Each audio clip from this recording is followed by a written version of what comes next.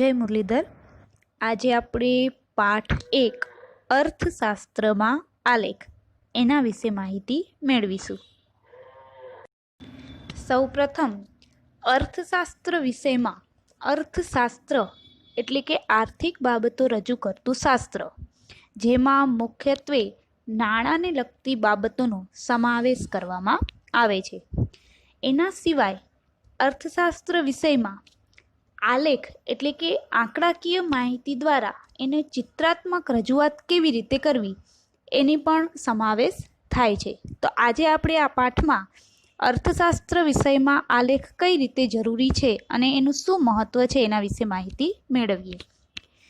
અર્થશાસ્ત્રમાં વાસ્તવિક જીવનમાં જે આર્થિક ઘટનાઓની સમજૂતી અપાય છે એના માટે એનું વિશ્લેષણ પણ કરવામાં આવે છે। જ્યારે આમાં રાજ્ય, બેન્કો અને આંતરરાષ્ટ્રીય સંસ્થાઓએ જે માહિતી આપેલી છે એ માહિતીનું અને આંકડાઓનું ખાસ રીતે વિશ્લેષણ થાય છે।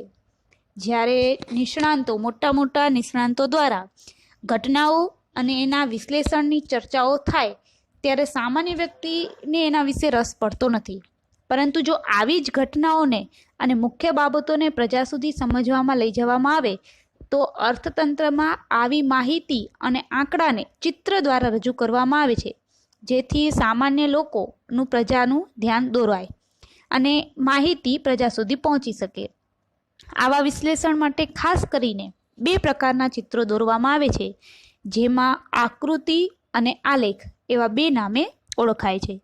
આપણે શરૂઆત કરીએ આકૃતિના અર્થથી। આમ જોવા જઈએ તો આકૃતિ અને આલેખ બંને સમાનાર્થી શબ્દ છે, પણ અર્થશાસ્ત્ર વિષયમાં આ બંનેનું કંઈક અલગ જ અર્થ આપવામાં આવે છે। આંકડાશાસ્ત્રની દ્રષ્ટિએ જોઈએ તો આલેખો અને આકૃતિઓ જુદા પ્રકારના ચિત્રો છે અને બંનેના કારણો પણ જુદા જુદા હોય છે। હવે એ બંનેનો ઉપયોગ અર્થશાસ્ત્ર વિષયમાં કેવી રીતે કરવામાં આવે છે એની માહિતી મેળવીએ। શરૂઆત કરીએ આકૃતિથી। સામાન્ય રીતે આકૃતિ એટલે અવલોકિત એટલે કે જે માહિતી આપેલી છે એવી અવલોકિત માહિતીનું ચિત્ર દ્વારા પ્રતિનિધિત્વ એટલે આકૃતિ। જે કાંઈ આંકડાકીય માહિતી છે અથવા તો ભાષાકીય માહિતી છે એની રજૂઆત આપણે ચિત્રમાં કરીએ એટલે એને સામાન્ય રીતે આકૃતિ કહી શકાય। આકૃતિ દોરવા માટે પહેલાં તો સ્કેલ માપ લેવામાં આવે છે, કેમ કે આકૃતિ વધારે મોટી અથવા તો વધારે નાની ન હોવી જોઈએ, એટલે પ્રમાણ માપની આકૃતિ બનાવવા માટે સ્કેલ માપ લેવામાં આવે છે। પરંતુ આ ચિત્રને દોરવા માટે આંકડાશાસ્ત્રનું ઊંડું જ્ઞાન જરૂરી હોતું નથી, એટલે કે આંકડાઓની જરૂર હોતી નથી। સામાન્ય રીતે આપણે આકૃતિ દોરી શકીએ છીએ, પરંતુ જો આંકડાશાસ્ત્રની દ્રષ્ટિએ જ્યારે માહિતીની આવૃત્તિ અસતત હોય, હવે અહીંયા જે વાત આવે છે એ આંકડાશાસ્ત્રને લગતી આવે છે કે 2 પ્રકારની માહિતી હોય, એક સતત માહિતી અને બીજી અસતત માહિતી। અસતત માહિતી એટલે જે ચોક્કસ માપ આપેલું છે અને સતત માહિતી એટલે કે જેનો વર્ગ છે। ઉદાહરણ તરીકે જોઈએ તો 1, 5, 7, 8 આપણે જે આ આંકડાઓ બોલીએ છીએ એ અસતત છે, કારણ કે એ ચોક્કસ આંકડાઓ છે। જ્યારે એમ કહેવામાં આવે કે 1 થી 10ની વચ્ચે, 11 થી 20ની વચ્ચે, ત્યારે એ સતત આવૃત્તિ છે। એટલે મુખ્યત્વે આંકડાશાસ્ત્રમાં 2 પ્રકારની આવૃત્તિ છે, એ આગળ આપણે જોઈએ તો કે એક અસતત અને બીજી સતત। પરંતુ જ્યારે અસતત આવૃત્તિ હોય ત્યારે આકૃતિનો ઉપયોગ કરવામાં આવે છે। બીજા શબ્દોમાં કહીએ તો આકૃતિ સ્વયં સ્પષ્ટ માહિતી માટે દોરવામાં આવે છે। જે નામ આપેલું છે અથવા તો જે માહિતી આપેલી છે એના જ આધારે એનું ચિત્ર રજૂ કરવામાં આવે છે, એટલે સ્વયં સ્પષ્ટ છે। ચિત્ર જોતાં જ ખબર પડી જાય કે આ ચિત્ર અથવા તો આ માહિતી કોની છે। જેને દોરવા કે સમજવા માટે સામાન્ય વ્યક્તિને આંકડાશાસ્ત્રનું ઊંડું જ્ઞાન જરૂરી હોતું નથી। આકૃતિઓનો ઉપયોગ વિજ્ઞાપન, કંપનીઓ આકર્ષક ઊભું કરવા, એટલે કે જુદી જુદી જે કંપનીઓ છે એ પોતાની આગળ માહિતી લઈ જવા માટે ચિત્રોનો ઉપયોગ કરે છે। રાજ્ય પણ માહિતી આપવા માટે અને સામાજિક સંસ્થાઓ પણ જાગૃતતા ફેલાવવા માટે આકૃતિનો ઉપયોગ કરે છે। આમ કાર્યકારણનો સંબંધ ધરાવતા ચલો વચ્ચેનો સંબંધ એ રેખાંકિત કરવામાં આવતા જે ચિત્ર મળે તેને આકૃતિ કહી શકાય છે। ટૂંકમાં જે બંને વચ્ચેનો કાર્યકારણનો સંબંધ છે, જે 2 માહિતી આપેલી છે એ 2નો ક્યાંક ને ક્યાંક સંબંધ જોડાયેલો છે અને બે વચ્ચે જે આકૃતિ તૈયાર થાય છે, રેખાકૃત આકૃતિ, એને ચિત્ર દ્વારા આકૃતિ કહેવામાં આવે છે. આ આપણે વાત કરી આકૃતિના અર્થની. હવે જોઈએ આલેખનો અર્થ. તો આલેખ પણ આકૃતિની જેમ જ અવલોકિત માહિતીનું ચિત્ર દ્વારા પ્રતિનિધિત્વ કરે છે, પરંતુ આલેખ માટે વપરાતી માહિતી સ્વયં સ્પષ્ટ હોતી નથી. એટલે કે અહીંયા જે માહિતી આપવામાં આવે છે એ આંકડાશાસ્ત્રને લગતી માહિતી હોય છે, જે સ્વયં સ્પષ્ટ હોતી નથી. જ્યારે માહિતીને સતત આવૃત્તિમાં દર્શાવવી હોય ત્યારે આલેખ દોરવામાં આવે છે. મેં તમને પહેલાં જ વાત કરી કે અસતત માહિતી છે, એટલે કે જે ચોક્કસ માપ જ આપેલું છે કે તમારે માનો કે ઉદાહરણ તરીકે કુદરતી દ્રશ્ય દોરવું છે, તો એ ચોક્કસ માહિતી છે ને એના આધારે જ કુદરતી દ્રશ્ય દોરવામાં આવશે. પણ જ્યારે આલેખ એ એવી વસ્તુ છે કે જ્યાં માહિતી ચોક્કસ નથી, પણ આની અને આની વચ્ચે છે, એવી માહિતી જ્યારે આવે ત્યારે આલેખ દોરવામાં આવે છે. સતત આવૃત્તિમાં અપાયેલી માહિતીને સ્પષ્ટ કરવા માટે આંકડાશાસ્ત્રના સાધનોનો ઉપયોગ કરવો પડે છે, જેમાં આકૃતિમાં આંકડાશાસ્ત્રની જરૂર હોતી નથી, પણ આલેખમાં આંકડાશાસ્ત્રના સાધનોની જરૂરિયાત રહે છે. અન્ય પ્રકારની અસ્પષ્ટ માહિતી જેમાં આલેખ દોરવામાં આવે છે. હવે આલેખ દોરવા માટે આપણે કેવું જ્ઞાન જરૂરી છે આંકડાશાસ્ત્રનું એ સમજીએ. તો પહેલાં તો સામાન્ય જ્ઞાન હોવું જરૂરી છે. જેમ કે આલેખ દોરવા માટે બે ધરીઓ આવે છે, એક્સ અને વાય ધરી, અને એ એક્સ અને વાય ધરીને આધારે જે આખું ગ્રાફ પેપર છે એ 1/4 ભાગમાં, એટલે કે એક પેપર 4 ભાગમાં ફેલાઈ શકે છે, અને ચોક્કસ સ્કેલ માપ વિના આલેખ દોરવો અશક્ય બને છે. એટલે કે આકૃતિમાં સ્કેલ માપની જરૂર હોય છે, એવી જ રીતે આલેખમાં પણ ચોક્કસ પ્રકારનો સ્કેલ માપ જરૂરી છે. સ્કેલ માપ વગર આલેખ દોરવો શક્ય નથી. અને એ આલેખ બે ધરીઓને આધારે એક્સ અને વાય અને આખા ગ્રાફ પેપરમાં 1/4 એટલે કે આખા ગ્રાફના 4 ભાગમાં વહેંચાય છે. સામાન્ય રીતે આલેખ ગ્રાફ પેપર ઉપર દોરવામાં આવે છે. જ્યારે આલેખનો ઉપયોગ સંશોધનકારો દ્વારા અથવા તો ઉચ્ચ શિક્ષણમાં વધારે કરવામાં આવે છે. સામાન્ય પ્રજાને માહિતી આપવા માટે આલેખનો ઉપયોગ થતો નથી. તો આ આપણે વાત કરી આલેખના અર્થની. આપણે માહિતી જોઈ લઈએ. ઉદાહરણ અસતત આવૃત્તિનું અને સતત આવૃત્તિને. જુઓ, અસતત આવૃત્તિમાં કિંમત 1, 2, 5, 7 અને 10 આપેલી છે, જે ચોક્કસ છે, અને સામે એની માંગ કેટલી થાય છે તો કે ₹1 કિંમત છે ત્યારે 100, 2 છે ત્યારે 80, 5 છે ત્યારે 70, 7 છે ત્યારે 20 અને 10 છે ત્યારે 10. આ અસતત આવૃત્તિનું ઉદાહરણ છે કે જ્યાં માપ ચોક્કસ છે ને એના આધારે જ આલેખ અથવા તો આકૃતિ દોરવામાં આવે છે. જ્યારે સતત આવૃત્તિના ઉદાહરણમાં જોઈએ તો આવકના વર્ગ બતાવ્યા છે કે 10,000 થી 20,000 કેટલા લોકો આવક ધરાવે છે, 20,000 થી 30,000, 30,000 થી 40,000. એવી જ રીતે સામે ગુણ બતાવ્યા છે કે 10 થી 19 ગુણ કેટલા વિદ્યાર્થીઓને મળે છે, 20 થી 29 અને 30 થી 39. અહીંયા જે માપ છે એ ચોક્કસ હોતો નથી, પણ એની વચ્ચે હોય છે કે કોઈક વિદ્યાર્થીને 10 થી 19ની વચ્ચે 18 માર્ક્સ પણ હોઈ શકે અને 11 માર્ક્સ પણ હોઈ શકે. પણ એનો જે આંકડો આપેલો છે એ નક્કી છે કે એ બંનેનો આંકડો 10 અને 19ની વચ્ચે જ હશે. તો આ બે ઉદાહરણ બતાવ્યા અસતત આવૃત્તિનું અને સતત આવૃત્તિનું. હવે જોઈએ અર્થશાસ્ત્રમાં આકૃતિઓ અને આલેખોનું મહત્વ. સૌપ્રથમ તો અર્થશાસ્ત્રમાં આકૃતિ અને આલેખનું મહત્વ, જે સામાન્ય રીતે અઘરો કે અટપટો લાગતો અર્થશાસ્ત્ર વિષયનો અભ્યાસ આકૃતિ દ્વારા સરળ બને છે અને આલેખ દ્વારા વધારે સ્પષ્ટ બને છે. આકૃતિ દ્વારા આ વિષયને સરળતાથી સમજી શકાય છે અને આલેખ દ્વારા એને વધારે સ્પષ્ટ બનાવી શકાય છે. બીજું કે અર્થતંત્રમાં આવતા કેટલાક પરિબળો જે જુદા જુદા વર્ષોના છે એને સહેલાઈથી એક જ આકૃતિ અથવા તો આલેખમાં જોઈ શકાય છે. માનો કે 2001થી કરી અને 2011 સુધીના તમામ વર્ષોની જો માહિતી મેળવવી હોય તો એ બધી જ માહિતી એક જ ગ્રાફ પેપર ઉપર અથવા તો એક જ આકૃતિ કે આલેખ ઉપર દર્શાવી શકાય છે. અર્થતંત્રના વિવિધ ક્ષેત્રોમાં થતા ફેરફારોને પણ સહેલાઈથી સમજી શકાય છે. અર્થતંત્રમાં કેટલાક પરિબળો માટે વર્ગો, પ્રદેશો, ક્ષેત્રો અને સમયગાળા વચ્ચેની સરખામણી પણ સહેલાઈથી કરી શકાય છે કે કયા વર્ષ દરમિયાન અથવા તો કયા સમયગાળા દરમિયાન વધારો, ઘટાડો અથવા તો જે કાંઈ માહિતી છે એ એકબીજા વચ્ચેની માહિતીની સરખામણી થઈ શકે છે. અર્થશાસ્ત્રની કેટલીક અઘરી બાબતોને સમજવા અથવા તો સમજાવવા પાછળ લખનાર અને વાંચનાર બંનેનો સમય તથા શક્તિ બચે છે, કારણ કે આકૃતિ અને આલેખ દ્વારા તમામ બાબતોને સ્પષ્ટ રીતે જોવાય છે. ટૂંકમાં જે લખી અને વાંચીને માહિતી મેળવવી એના કરતાં આકૃતિમાં જોઈ પછી જે માહિતી મળે છે એ સ્પષ્ટ માહિતી મળે છે અને એના દ્વારા લખનાર અને વાંચનારનો સમય અને શક્તિ પણ બચે છે. અર્થશાસ્ત્રના કેટલાક અઘરા સિદ્ધાંતો છે જે આકૃતિ અને આલેખની મદદથી સમજવામાં સરળ બને છે. જેમ કે માંગ અને પુરવઠો. તમે 11મા ધોરણમાં ભણી ગયા કે માંગની રજૂઆત કેવી રીતે કરવી, પુરવઠાની રજૂઆત કેવી રીતે કરવી, એ બંનેમાં વિસ્તરણ અને સંકોચન, મૂલ્ય સાપેક્ષતાના ખ્યાલની આકૃતિ. આ બધા એવા સિદ્ધાંતો છે કે જેને માત્ર ભાષાકીય રીતે નહીં પણ આલેખ અને આકૃતિ દ્વારા સરળતાથી સમજી શકાય છે. એવી જ રીતે સમગ્રલક્ષી પરિબળોના વલણોને પણ સામાયિક શ્રેણીની મદદથી દોરાયેલા આલેખ દ્વારા સ્પષ્ટ કરી શકાય છે.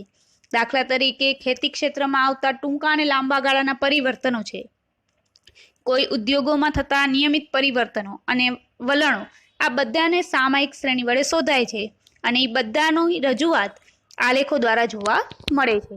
તો આપણે વાત કરી અર્થશાસ્ત્રમાં આકૃતિઓ અને આલેખનું મહત્વ. હવે આપણે જોઈએ આકૃતિ અને આલેખ દોરતી વખતે કઈ કઈ બાબતોને ધ્યાનમાં રાખવાની છે એવી બાબતોનું મહત્વ. તો સૌપ્રથમ આકૃતિ અને આલેખનો હેતુ એ વિશ્લેષણ અને સરખામણી એ કરવાનો હોવાથી દોરતી વખતે કેટલીક બાબતોને ધ્યાનમાં રાખવામાં આવે છે. જેમ કે આકૃતિ અને આલેખના પ્રકારની પસંદગી અને એની રજૂઆત કઈ રીતે કરવી. કોઈ પણ ચિત્રને વધારે આકર્ષક બનાવવું હોય અથવા તો અસરકારક બનાવવું હોય કે જેથી કરીને સામેવાળો પ્રજા લોકો સરળતાથી સમજી શકે, તો એના માટે એ આલેખ અને આકૃતિના પ્રકારની પસંદગી મહત્વની છે. દાખલા તરીકે કેટલીક માહિતી વિભાજિત સ્તંભ આકૃતિમાં આવે અથવા તો વૃત્તાંશ આકૃતિ દ્વારા રજૂઆત થઈ શકે, અથવા તો બેમાંથી કઈ આકૃતિની રજૂઆત વધારે સારી રીતે બતાવી શકાય એના માટે એની પસંદગી કરવી જરૂરી છે. ધારો કે એક જ વર્ષમાં અનેક પરિવર્તનો આવે છે તો એને કાં તો એક જ સ્તંભમાં વિભાજિત આકૃતિ દ્વારા અને કાં તો વૃત્તાંશ આકૃતિ દ્વારા સરળતાથી સમજાવી શકાય, એના માટેની પસંદગી અને રજૂઆત કરવી જરૂરી છે. બીજું કે એની સ્પષ્ટતા. તો ચિત્રની રજૂઆત સ્પષ્ટ અને સ્વચ્છ હોવી જોઈએ. દરેક વિભાજનોનો અલગ શેડ અથવા તો અલગ રંગ દર્શાવવામાં આવે છે, જેથી કરી અને વિભાજન દ્વારા આપણે વ્યક્ત થતી માહિતીની વિગતોને દર્શાવી શકાય છે. એટલે કે જે કાંઈ આલેખ દોરવામાં આવે છે, માનો કે એક કરતાં વધારે માહિતી છે ત્યારે એ દરેક માહિતીને કાં તો અલગ અલગ રંગ દ્વારા અથવા તો જુદા જુદા શેડ દ્વારા એનું વિભાજન કરી અને સરળતાથી સમજાવી શકાય, જેથી કરી અને સામેવાળી વ્યક્તિને આલેખ કે આકૃતિ જોતા જ માહિતીનો ખ્યાલ આવી શકે. ત્રીજું છે ચોક્કસ સ્કેલ માપ. આંકડાના આધારે આકૃતિ કે આલેખનું ચોક્કસ સ્કેલ માપ લેવું જોઈએ, જેથી ચિત્ર યોગ્ય કદનું બને. વધારે મોટું અથવા તો વધારે નાનું એ આલેખ અથવા તો આકૃતિ સ્વચ્છ અથવા તો સરળ રહેતી નથી. એટલે કે ચોક્કસ સ્કેલ માપ દ્વારા જ ચિત્રને યોગ્ય કદનું બનાવવામાં આવે છે. આકૃતિ કે આલેખને બંને ધરી ઉપર વિગતો સ્પષ્ટ દર્શાવી. જેમ કે બંને ધરી ઉપર જે વિગતો આપવામાં આવે છે, એક એક્સ ધરી અને બીજી વાય ધરી, એની સ્પષ્ટ રજૂઆત થવી જોઈએ. આંકડાકીય માહિતીનો સ્ત્રોત, જેમાં આકૃતિ કે આલેખની આંકડાકીય માહિતી માટે રજૂ કરાયા હોય એ માહિતી અને તેનો સ્ત્રોત દર્શાવવાથી આકૃતિ અને આલેખની વિશ્વસનીયતા વધે છે અને તે ચિત્ર અધિકૃત બને છે. એટલે કે જે કાંઈ આંકડાકીય માહિતી છે એ આંકડાકીય માહિતીને આધારે જ આકૃતિ અને આલેખ સરળતાથી અને વિશ્વસનીયતા દ્વારા દર્શાવી શકાય છે. અને છેલ્લું કે આંકડાકીય માહિતી ગણવાની રીત દર્શાવી. એટલે કે જો માહિતી સ્વયં સ્પષ્ટ ન હોય અને આંકડાશાસ્ત્રની મદદથી એને જો સ્પષ્ટ બનાવવાની હોય ત્યારે તેના આધારે ચિત્ર દોરાયું હોય છે અને એના સ્પષ્ટીકરણ માટે કેટલાક આંકડાશાસ્ત્રના સાધનોની ખૂબ ટૂંકી વિગત દર્શાવવી જરૂરી હોય છે. એટલે કે જે માહિતી સ્પષ્ટ નથી હોતી એવી માહિતીને પહેલાં સ્પષ્ટ બનાવી અને સ્પષ્ટ બનાવ્યા પછી એની આકૃતિ અથવા તો આલેખમાં રજૂઆત કરી અને કેના દ્વારા એની રજૂઆત થઈ છે એની ટૂંકી માહિતી આમાં બતાવવાની રહે છે. તો આપણે વાત કરી આકૃતિ કે આલેખ દોરતી વખતે ધ્યાનમાં રાખવાની બાબતો, જેમાં આકૃતિ અને આલેખની પસંદગી અને રજૂઆત, એની સ્પષ્ટતા, ચોક્કસ સ્કેલ માપ, બંને ધરીઓ ઉપર કેવી રીતે વિગતો બતાવવી, આંકડાકીય માહિતીનો સ્ત્રોત અને આંકડાકીય માહિતી ગણવાની રીત, આ બધી જ માહિતીને ખાસ ધ્યાનમાં રાખવાની હોય છે. ત્યાર પછી જોઈએ આકૃતિના પ્રકારો.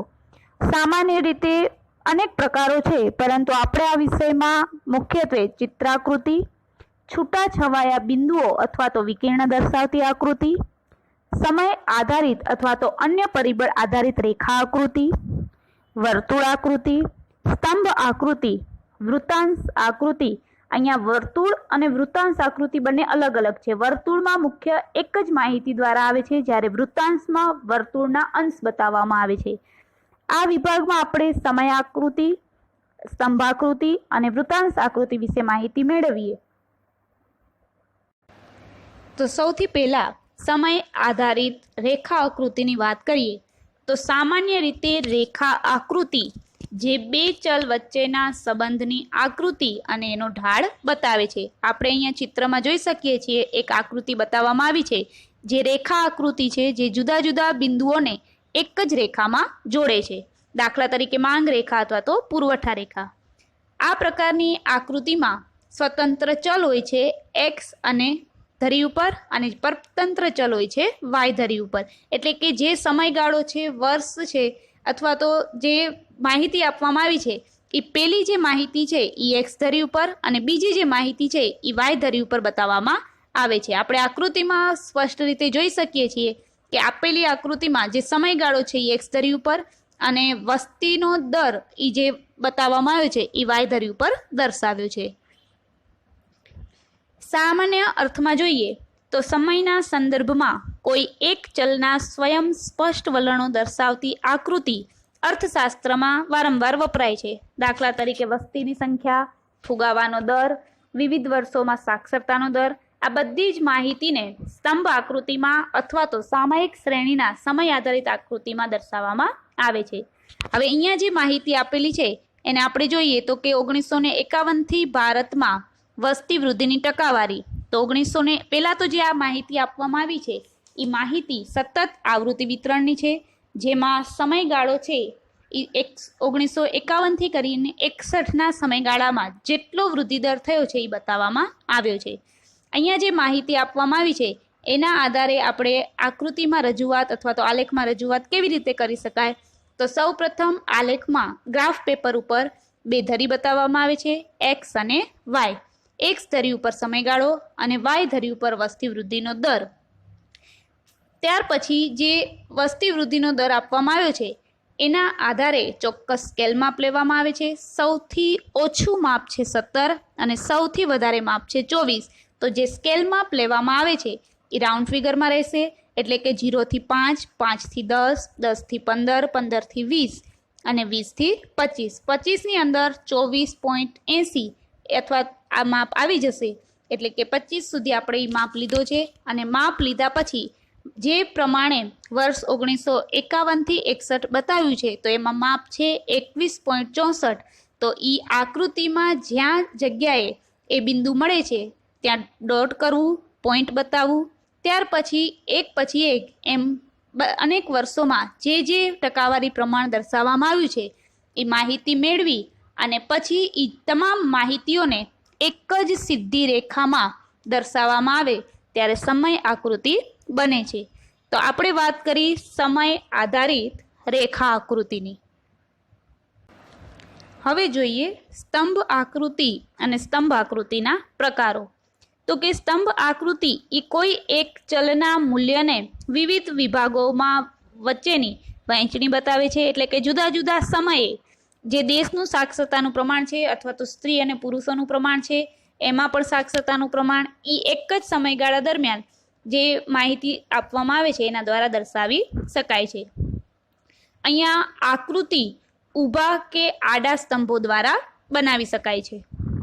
દરેક વિભાગમાં એક સમય માટે એક જુદો સ્તંભ દોરવામાં આવે છે, એટલે કે જેટલી માહિતી છે, માનો કે 5 માહિતી છે તો 5 સ્તંભ બને છે, અથવા તો જે પ્રમાણે માહિતી આપવામાં આવે છે એ બધાના જુદા જુદા સ્તંભમાં દર્શાવવામાં આવે છે.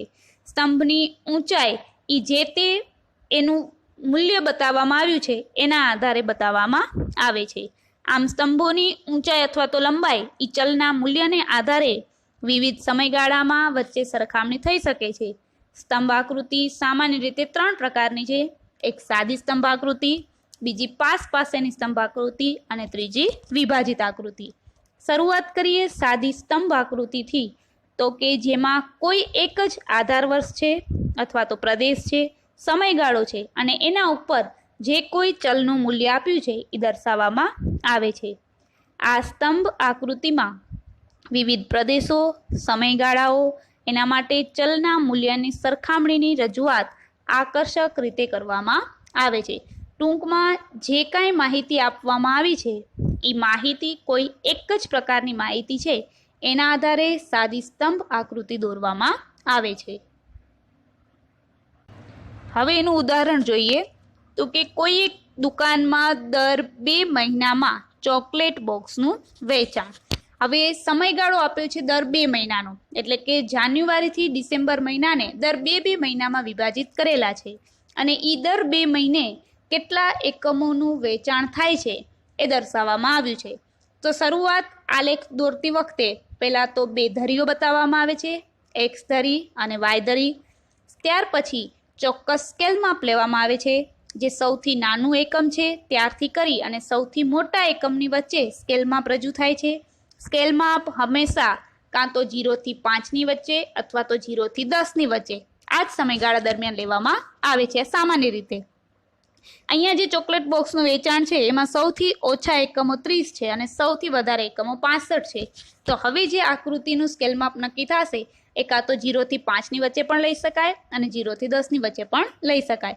અહીંયા આપણે 0 થી 10ની વચ્ચે લીધેલું છે અને 0 થી 10, 10 થી 20 એમ કરીને 70 સુધીનું માપ દર્શાવ્યું છે. હવે જોઈએ જાન્યુઆરી અને ફેબ્રુઆરીમાં 35 એકમોનું વેચાણ થાય છે. તો જાન્યુઆરી અને ફેબ્રુઆરી વચ્ચે એક સ્તંભ દોરવામાં આવે છે અને 35 જ્યાં મળે છે એકમ એ જગ્યાએ એને બતાવવામાં આવે છે. એવી જ રીતે માર્ચ અને એપ્રિલમાં જે એનું ચલ મૂલ્ય છે એના આધારે જ, જે માહિતી છે એના આધારે જ સ્તંભ દોરવામાં આવે છે. એવી રીતે છેલ્લે નવેમ્બર અને ડિસેમ્બર એમ જાન્યુઆરીથી નવેમ્બર ડિસેમ્બર સુધીના તમામ મહિનાઓમાં ચોકલેટ બોક્સનું જે વેચાણ છે એ આકૃતિ દ્વારા દર્શાવવામાં આવ્યું છે અને આ જે આકૃતિ છે એ સાદી સ્તંભ આકૃતિ છે. હવે બીજું જે પ્રકાર છે એ પાસેની સ્તંભ આકૃતિનો છે, જેમાં કોઈ એક આધાર વર્ષ છે અને ચલનું મૂલ્ય 1 કરતાં વધારે છે. જ્યારે સાદી સ્તંભ આકૃતિમાં આધાર વર્ષ 1 છે અને ચલ મૂલ્ય પણ 1 છે.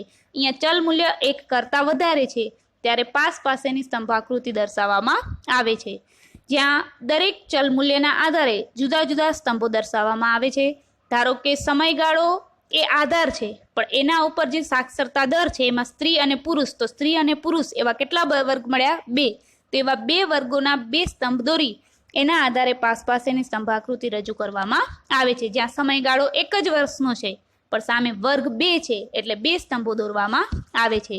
આકૃતિમાં જ્યારે 1 કરતાં વધારે સ્તંભો બને છે ત્યારે બંને સ્તંભોને કાં તો જુદા રંગોથી અથવા તો જુદા શેડ દ્વારા દર્શાવવામાં આવે છે, જેથી કરી અને સામાન્ય લોકો એ શેડ દ્વારા એની માહિતી લોકો સુધી પહોંચાડી શકાય અને સરળતાથી સમજી શકે.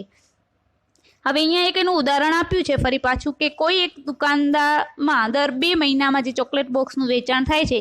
હવે ચોકલેટ બોક્સ અલગ અલગ માપના છે, એક નાનું બોક્સ છે, મધ્યમ બોક્સ છે અને મોટું બોક્સ છે.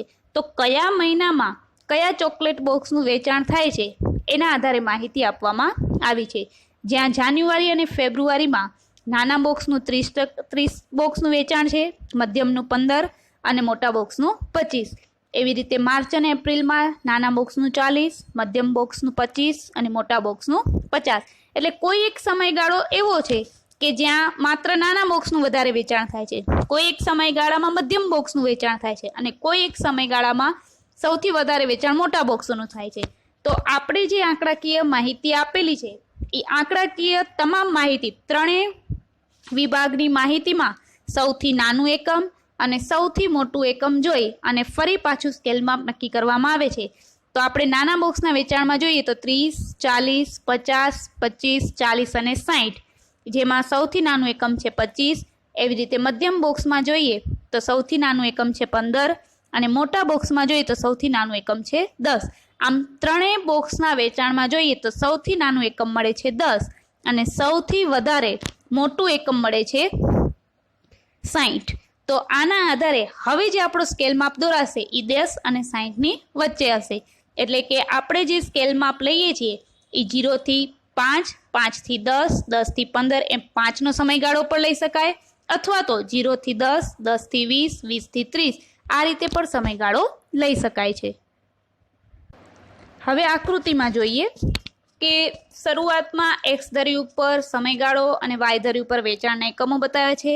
એક્સ ધરી ઉપર જાન્યુઆરી ફેબ્રુઆરીથી કરી અને નવેમ્બર ડિસેમ્બર સુધીના 3 બોક્સનું વેચાણ બતાવ્યું છે. નાના બોક્સ, મધ્યમ બોક્સ અને મોટા બોક્સ. જે ડાર્ક શેડ બતાવે છે એ નાના બોક્સનું છે, નીચે 2 લાઈન વચલું જે બોક્સ છે એ મધ્યમ બોક્સનું અને ત્રીજો સ્તંભ છે એ મોટા બોક્સનું છે. એવી રીતે જાન્યુઆરી ફેબ્રુઆરીમાં નાના બોક્સનું 30 એકમ, મધ્યમ બોક્સનું 15 અને મોટા બોક્સનું 25. સમયગાળો 1 છે અને વેચાણના એકમો 1 કરતાં વધારે છે ત્યારે આવી પાસ પાસેની સ્તંભ આકૃતિ બને છે. આ વાત થઈ પાસ પાસેની સ્તંભ આકૃતિની. હવે જોઈએ વિભાજિત સ્તંભ આકૃતિ. જ્યારે સ્તંભ આકૃતિના દરેક સ્તંભના મૂલ્યને 1 અથવા તો 1 થી વધુ એવા પેટા વિભાગોમાં વહેંચવામાં આવે ત્યારે વિભાજિત સ્તંભ આકૃતિ બને છે. જ્યાં સ્તંભનું દરેક મૂલ્ય એક જ સ્તંભમાં બતાવવાનું રહે છે. સ્તંભના પેટા વિભાગોને જેમ પાસ પાસેની સ્તંભ આકૃતિમાં આપણે દર્શાવી છે અલગ અલગ શેડ અને રંગોથી, એવી જ રીતે આંકના દ્વારા એટલે કે આંકડાઓ લખીને અથવા તો શેડ અને રંગ દ્વારા દર્શાવવામાં આવે છે.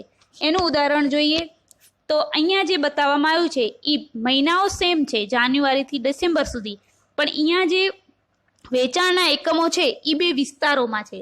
એક ગ્રામ્ય વિસ્તાર અને બીજો શહેરી વિસ્તાર. તો અહીંયા આપણે ગ્રામ્ય અને શહેરી એ સ્તંભ એક જ બનશે. માનો કે જાન્યુઆરી અને ફેબ્રુઆરીમાં ગ્રામ્યમાં 30 છે અને શહેરીમાં 40 છે, તો ટોટલ સ્તંભ બને છે 70નો.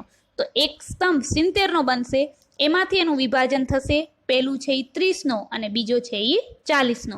એવી રીતે માર્ચ અને એપ્રિલમાં ગ્રામ્ય વિસ્તારમાં 35 અને શહેરી વિસ્તારમાં 80. ટોટલ સ્તંભ બને છે 115નો. તો એ 115માંથી પહેલો જે વિસ્તાર બતાવશે એ ગ્રામ્યનો અને બીજો છે એ શહેરીનો. આ રીતે એની આકૃતિમાં રજૂઆત થશે. આપણે આકૃતિમાં એની રજૂઆત જોઈએ તો સૌ પ્રથમ એક્સ અને વાય ધરી બતાવી છે, સમયગાળો બતાવ્યો છે જાન્યુઆરીથી નવેમ્બર ડિસેમ્બર, વેચાણના એકમો બતાવે છે. સૌથી નાનું અને સૌથી મોટું એકમ જોઈએ તો સૌથી નાનું એકમ આપણે 30 છે અને સૌથી મોટું એકમ 120 બતાવવામાં આવ્યું છે. એના આધારે આખો સ્કેલ માપ નક્કી કરી અને માહિતી દ્વારા આલેખ દોરવામાં આવ્યો. આલેખ દોરતી વખતે આપણને 2 વિસ્તારો છે, સ્તંભ માહિતી એક જ છે અને વિસ્તારો 2 છે. તો એક જ સ્તંભ ઉપર 2 માહિતી બતાવવાની છે. જો પેલું જે ડાર્ક બતાવે છે એ ગ્રામ્યનું છે અને ઉપરની માહિતી છે એ શહેરીની છે.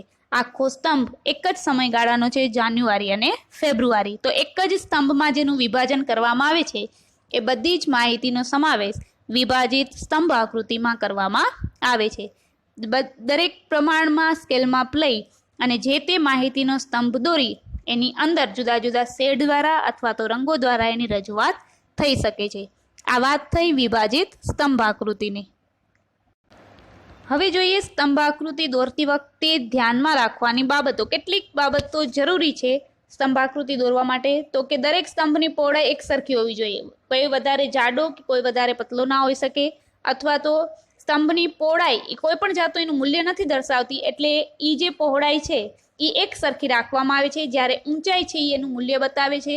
એ ઊંચાઈ દ્વારા આપણે મૂલ્યની રજૂઆત કરવાની છે. દરેક સ્તંભની લંબાઈ કે ઊંચાઈ એ સ્તંભના ચલ મૂલ્યને અનુરૂપ હોવી જોઈએ. જે મૂલ્ય આપ્યું છે એના આધારે જ એની ઊંચાઈ અથવા તો લંબાઈ રાખવામાં આવે છે. પહોળાઈમાં એનું મૂલ્ય દર્શાવવામાં આવતું નથી. દરેક સ્તંભની વચ્ચેનો સમયગાળો આકૃતિમાં સરખો હોવો જોઈએ, એટલે કે ઉગમ બિંદુથી માનો કે 0 થી 5 લીધું છે તો બધે વચ્ચેનો સમયગાળો 5 વર્ષનો, અથવા તો 0 થી 10 લીધું છે તો બંને વચ્ચેનો સમયગાળો 10 વર્ષનો, એટલે 0 થી 10, 10 થી 20 એ રીતે હોવો જોઈએ. એટલે કે પ્રથમ સ્તંભ વચ્ચે જેટલો હોય છે એટલો જ આગળની માહિતી સુધી રહેવો જોઈએ. દરેક સ્તંભ એક્સ ધરી ઉપર સામાન્ય રીતે દોરવામાં આવે છે અને જેના ઉપર દર્શાવાતા પરિબળને આધાર કહેવામાં આવે છે. એટલે કે આધાર એક્સ ધરી ઉપર અને વેચાણના એકમો વાય ધરી ઉપર દર્શાવવામાં આવે છે. આજના કોમ્પ્યુટર યુગની મદદથી ઊભા સ્તંભોના બદલે આડા સ્તંભોને વાય ધરી ઉપર દોરવાની રીત પણ વધારે પ્રચલિત છે. એટલે કે બહુ મોટો સ્તંભ આકૃતિ છે તો એ ઊભો ના આવી શકે તો એને આડો પણ દર્શાવી શકાય છે.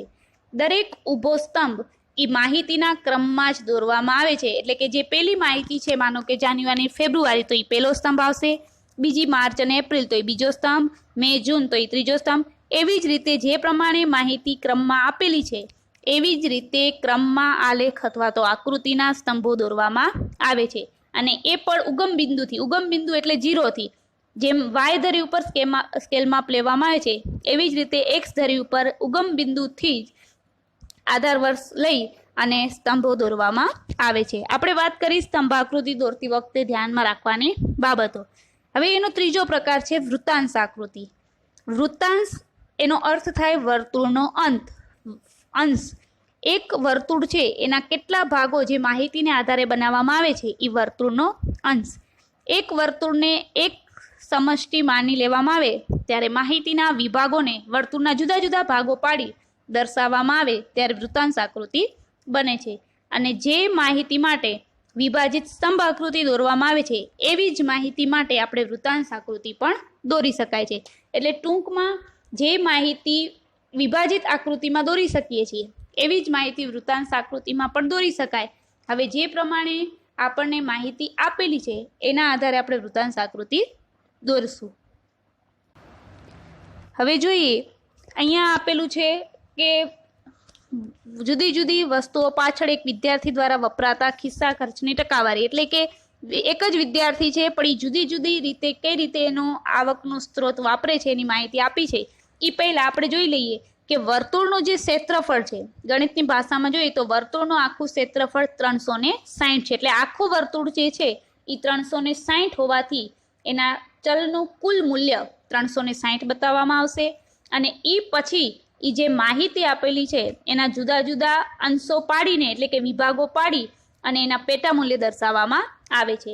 એના ઉપરથી એવું કહી શકાય કે કુલ માહિતીના પેટા વિભાગોને વર્તુળના જુદા જુદા અંશના આધારે દોરવામાં અથવા તો દર્શાવવામાં આવે છે ત્યારે જે આકૃતિ બનાવવામાં આવે એને વૃત્તાંશ આકૃતિ કહેવાય છે.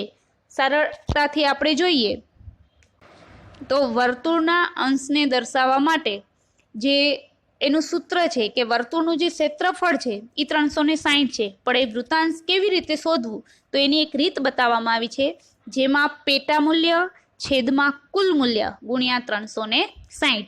પેટા મૂલ્ય એટલે કે તમને જે માહિતી આપેલી છે તે, કુલ મૂલ્ય એટલે એનો જે સરવાળો, જે ટકાવારી ખર્ચ આપ્યો છે એ ટકાવારી ખર્ચનો છેલ્લે સરવાળો જે થાય છે એ એનું કુલ મૂલ્ય, અને વર્તુળનું જે ક્ષેત્રફળ છે એ 360. આ સૂત્રને આધારે માહિતી મૂકતા જવાની, આંકડાકીય માહિતી મૂક્યા પછી જે અંશ મળે છે એના આધારે વર્તુળના જુદા જુદા અંશો પાડી અને વિભાગો દર્શાવવામાં આવે છે. હવે જોઈએ, આમાં વસ્તુઓ બતાવી છે ચોપડી, સ્ટેશનરી, ફોન અને કોમ્પ્યુટર પાછળ, નાસ્તો, કપડાં અને કુલ. ટકાવારી ખર્ચ બતાવ્યો છે ચોપડીઓ પાછળ 20%, સ્ટેશનરી પાછળ 5%, ફોન અને કોમ્પ્યુટર પાછળ 30%, નાસ્તા પાછળ 30% અને કપડાં પાછળ 15%. આમ ટોટલ એનો સરવાળો ટકાવારી ખર્ચનો બતાવ્યો છે 100. એટલે આપણું કુલ મૂલ્ય છે 100 અને પેટા મૂલ્ય જે જે જુદી જુદી માહિતી આપી છે એના આધારે. હવે એની ગણતરી કરીએ તો અહીંયા મેં તમને બતાવી છે ગણતરી કે પેલી જે 20% છે તો પેટા મૂલ્ય એ 20, કુલ મૂલ્ય એટલે એનો સરવાળો છે 100 અને ગુણ્યા 360, જેના આધારે આપણે એક માપ મળે છે 72. તો આપણે સૌથી પહેલા જે વર્તુળ દોર્યું છે એ 360ના ટોટલ 4 ભાગ કરવામાં આવે છે. એ જે 4 ભાગ છે એ દરેક ભાગ 90-90 બનશે અને 90 બન્યા પછી એ ચારે ભાગનો સરવાળો એટલે 360 અને 90ને આધારે આપણે ઘડિયાળની દિશામાં જેમ આગળ વધીએ એવી રીતે એ માપ બતાવવાનું રહે છે. એટલે પેલું જે માપ બને છે એ 72નું બને છે, તો જે પેલો જે 90નો ભાગ છે એના કરતાં એ ઓછું આવશે. એવી જ રીતે બીજો માપ છે એ 18નો છે, તો એ જે 90માંથી 72 કાઢી નાખો એટલે પાછળ જે 18 બચે છે એ 18નું માપ બનશે. ત્રીજો છે એ 108 એટલે 90 કરતાં વધે છે, તો એ 90થી આગળ જશે ત્રીજા વિભાગમાં. એવી જ રીતે 90-90ના 4 ભાગ કરી અને દરેક માહિતીને એક પછી એક લાઇનમાં બતાવવામાં આવે છે અને દરેક માહિતીને જુદા જુદા રંગ અથવા તો શેડ દ્વારા દર્શાવવામાં આવે છે. હવે જોઈએ વૃત્તાંશ આકૃતિ દોરતી વખતે કેટલીક બાબતોને ધ્યાનમાં રાખવાની છે. તો કે વર્તુળનો અંશ આપણે સૌ જાણીએ જ છીએ એ રીતે 360 હોય છે. માહિતીના દરેક પેટા મૂલ્યને આધારે વૃત્તાંશ શોધવાનો હોય છે, એટલે કે જે માહિતી આપી છે એના આધારે જ વર્તુળનો અંશ શોધવાનો છે અને વૃત્તાંશનો સરવાળો છેલ્લે 360 થવો જોઈએ. જ્યારે કોઈ પણ બે સમયગાળા કે પ્રદેશો વચ્ચેની સરખામણી માટે બે વૃત્તાંશ આકૃતિઓ બાજુમાં દોરવામાં આવે છે ત્યારે જે તે મૂલ્યને આધારે જે તે વર્તુળ દોરવામાં આવશે. નાના આંકવાળી માહિતી છે તો નાનું વર્તુળ અને મોટા આંકવાળી માહિતી છે તો મોટું વર્તુળ દોરવામાં આવે છે. એટલે જે રીતે માહિતી છે એ રીતે જ જુદા જુદા વર્તુળો દોરી અને રજૂઆત કરવામાં આવે છે. આપણે વાત કરી વૃત્તાંશ આકૃતિ દોરતી વખતે ધ્યાનમાં રાખવાની બાબતો. મુખ્ય 4 આકૃતિની વાત થઈ. સાદી સ્તંભ આકૃતિ, એમાં મુખ્ય 3 પ્રકારો: સાદી સ્તંભ, પાસેની સ્તંભ અને વિભાજિત આકૃતિ. ત્યાર પછી વાત કરી વૃત્તાંશ આકૃતિ. આમ આ વિભાગમાં આપણે આકૃતિ અને આલેખનો અર્થ અને કઈ રીતે આકૃતિ કે આલેખનું મહત્વ છે અને આકૃતિ અને આલેખને ધ્યાનમાં રાખવાની બાબતો, એના સિવાય 4 આલેખો કેવી રીતે દર્શાવવા જોઈએ અને દોરવામાં આવે છે એની માહિતી મેળવી છે. હવે પછીની માહિતી આપણે નેક્સ્ટ વિડીયોમાં મેળવીશું.